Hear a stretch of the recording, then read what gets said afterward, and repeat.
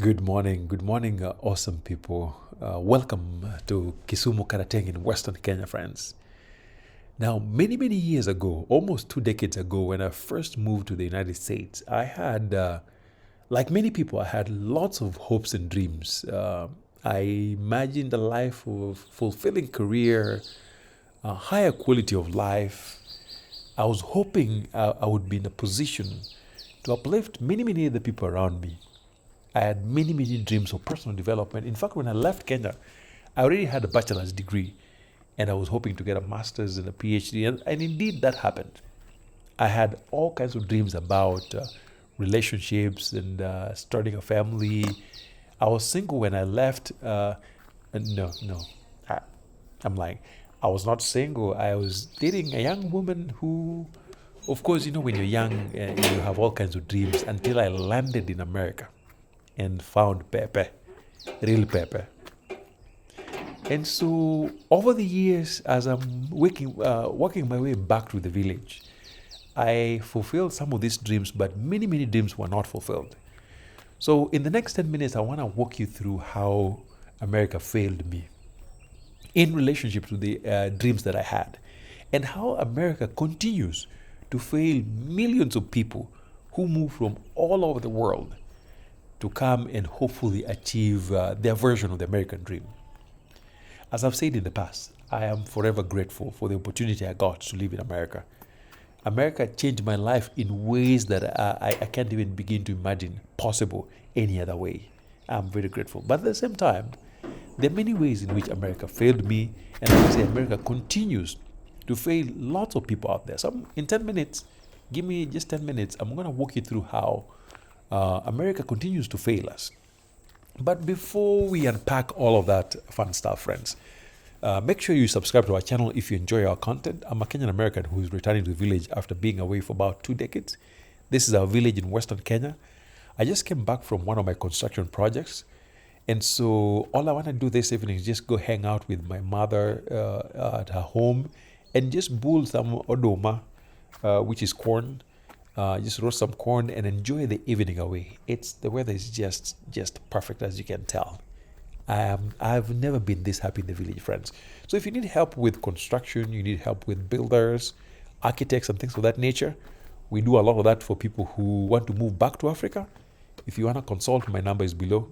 Be sure to reach out. But this is my parents' home. So today I came early. It's about 5 p.m. in the afternoon. And I just want to hang out with my folks, just boil some odoma and relax and enjoy the evening away.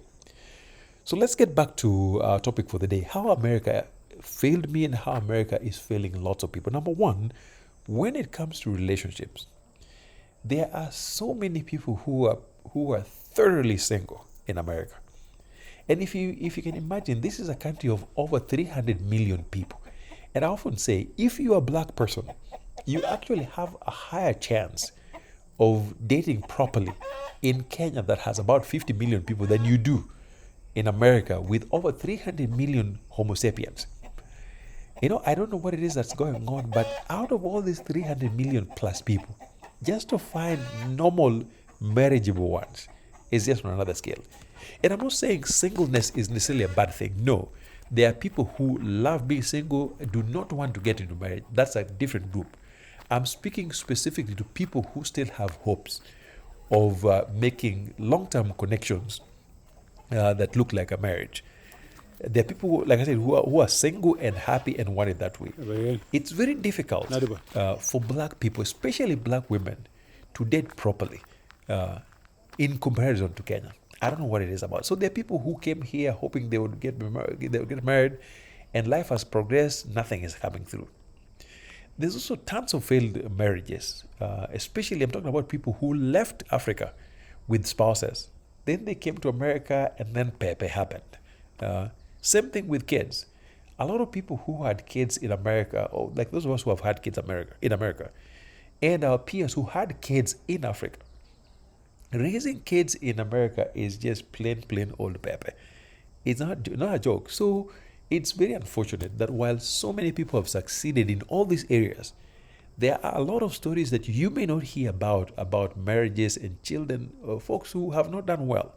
Some of our kids are really struggling, and that's just the reality of it. And then when you put that aside, for some reason, I am not a happy man in America. I really am not happy in America. Now, despite everything America has given me, when you put it all together, I've never been as happy as I am in the village. Now, whether it's just the social life, the work life that just sucks up everything in us, when I get to America, I really miss home. I miss Africa. I miss my people. I miss everything about Africa. And so, even when I'm gone in America, life moves on, people die, and I know I am not happy. So just so you know, just because you are going to get everything that you hope for in America does not mean you're going to be happy. There are so many people in America that have more money than they can ever need in 10 lifetimes. There are so many people who have achieved every single thing they wanted, but they're not happy. I'm one of those. And so when I come home, my level of happiness goes up through the roof. Part of the reason I'm coming back. And then a lot of us in America have a lot of debt, especially when you talk about student loans.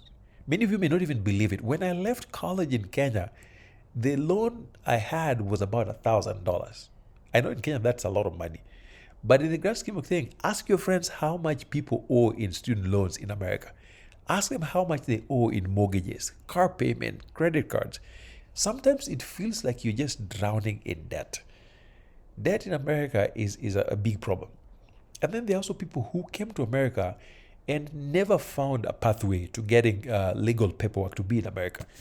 And many of them were deported, others have had to leave. And like I said, sometimes you just have to move to a third country. I know people who left America, went to Canada, and are doing very well. Now their butts are frozen, but they're doing really well. And the best part is I've met people who left America and went to Australia and are doing so well. In fact, every single person that left America and went to Australia that I know says that it's been the best decision they ever made. And so when it comes to paperwork, unfortunately, there are people who will not find a pathway to legal residency. Many of them have almost no option besides asylum. And typically, you just do asylum, buy time, and hope something works. So unfortunately, yes, there are people who will never get paperwork in America. Some of them will be deported. And it's very unfortunate. And then when it comes to career success, unfortunately, when you come to America, you are dreaming of going to college and doing all that until you find out how much it costs to actually go to a college in America. College in America can be very expensive, except for those who get like full ride scholarship. And there's many opportunities for scholarships. But if you don't get one of those, America can be very expensive. Now, that said, I know people who, of course, may not have had paperwork when they came, then they got green card somewhere in the middle. A lot of them in my circle really didn't go too far when it comes to career, or people who got green card lottery from home. As soon as they land, the nice thing about the green card is that then it allows you to work and live a normal life. Many people I know in my circle that got green cards earlier on in life just went on to the world of work and just never left. So a lot of them some of them are doing well, but others are really struggling because they didn't advance in their careers. And so they have very few options in terms of the kinds of jobs they can do, or whether or not they can even quit and get something new. And then, of course, they always bring that little racism thing. It's always there somewhere. I know too many people who work in systems where they've worked even for 30 years. But often, it's the young white woman that comes through that gets promoted to be their supervisors. And so, yes, racism is very well baked in America, as you know. Nothing to write home about. And then, unfortunately, there are also people who come to America and lose their lives. This is one of the worst case scenarios where you come and life happens. Whether it's accidents, illnesses, gun violence, there are a lot of African immigrants that come and for a reason or the other, go back home as cargo.